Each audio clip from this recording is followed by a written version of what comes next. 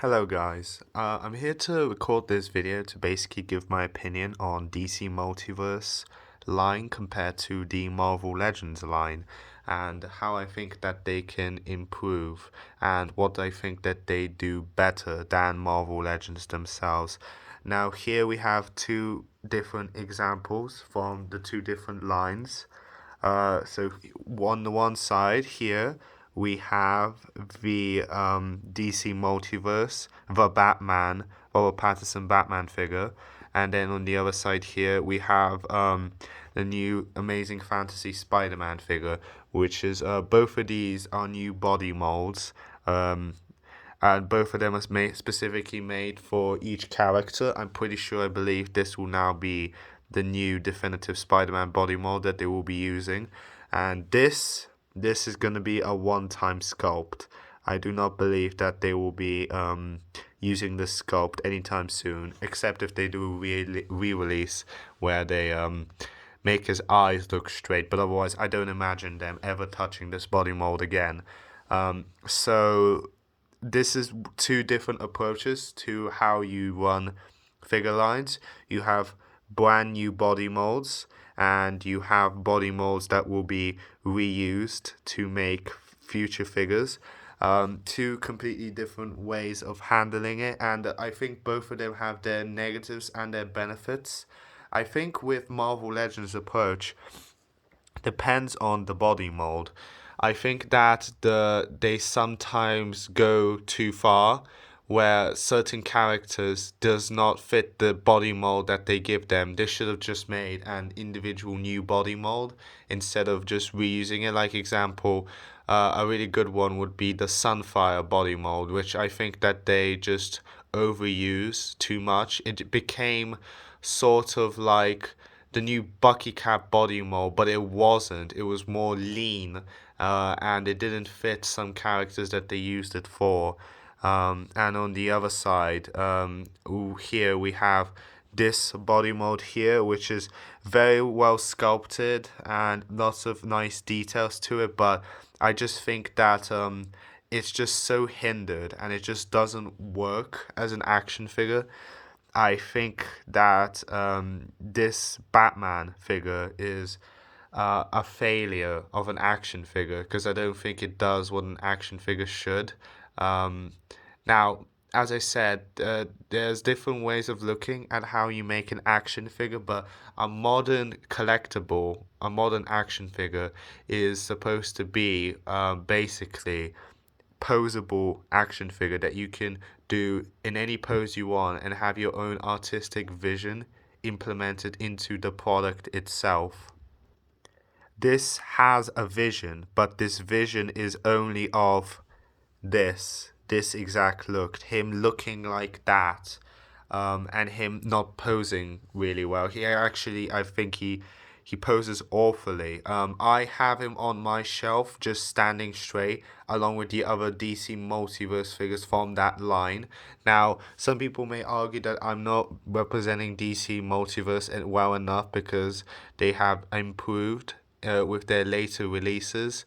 And I could give them that. As I said, I have seen some improvements, but I think that the improvements are coming from them overusing bodies. Not overusing, but reusing bodies. Starting to look at the Marvel Legends approach because I think that they realize that it's not cost effective for them to be doing this constantly. So we'll see how far it goes with that. But just this figure here on its own does not pose well. This pose excellently. I have no issues with how this poses. I can do whatever I want with it basically, and that's what I think adds character to this figure. It really just improves it on another level. That you could do whatever you want with it. Like right on the spot, I can bend his knee, raise his arm here, make him look down like this. There you go. That's a new pose that I have put him in now. Not a great pose, keep in mind, but it is a different pose. With this guy here, there is a constant struggle of having him do anything that I want him to do other than him just standing straight. I also think that in terms of these movie figures, I don't think they have head sculpts done right yet. I'm not impressed with this head. Not really, not at all. So if I get a close look of it, it looks vaguely like Robert Pattinson, but it really doesn't. It just looks off. It doesn't look grey, and in certain lighting, it improves it, and in certain lighting, it does. Like now it looks the best it could look, but that's because of a shadow covering it. But if I show you in a second how it looks not in shadow and with direct light peaked on it, so here, as you can see, it looks significantly worse. I mean, the head sculpt completely collapses on itself if you look at it more closely. It just doesn't work. It really doesn't look like him. Not at all, really. And it's just his articulation is just so annoying to use. He is an annoying figure to like pose, really annoying. Like his arms are just so weird. Like and his torso just doesn't work. It just doesn't work, not at all. Like not for 1 second. It literally is completely useless. The torso is completely useless. The head does not want to look down, really. Like that's the most it looks down. Like that's it. Can't look more down than that. Um, Legs, like look at this knee. Like it, it's awful. It's awful looking. It really doesn't look good at all. And just the legs just don't work. Like the way they've set this figure up, it just doesn't work as an action figure. It is so difficult to do things with it, but it looks nice. Like it looks nice. Again, I need to change the lighting because here it's quite in shadow. You're not really seeing much detail, so give me a second. With Marvel Legends, I don't know many Marvel Legends that have this amount of detail to them. I mean, look at the arms here. Now, these straps are added by me, and this is because movie accuracy, they just weren't there. But like the arms, the amount of detail they have, the legs look quite good. My issue with the legs are if the camera decides to focus, they're quite skinny. They're quite skinny. They're very well sculpted, but they're quite skinny. Doesn't work really well, particularly the cape. The cape is sculpted quite well. The torso looks nice. As I said, it works. It's just as an action figure, it just doesn't make sense at all. I really can't get it to do what I want it to do. It's just so difficult to have him do what you want him to do, and this doesn't work. And I've seen it continue on newer figures, and I hope that they fix this.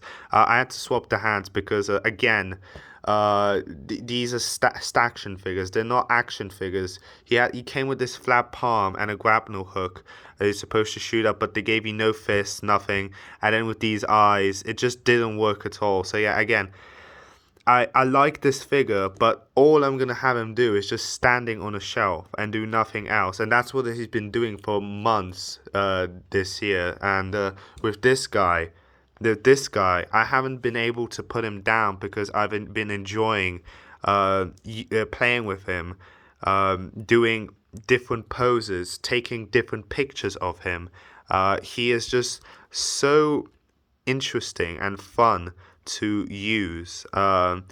There's so many things you could do with him, and he has so many hands and just so many options that you could do. So that's basically what I think McFarlane can improve on. I think their sculpts are great, but I think that they need to focus more on making actual action figures that work as action figures.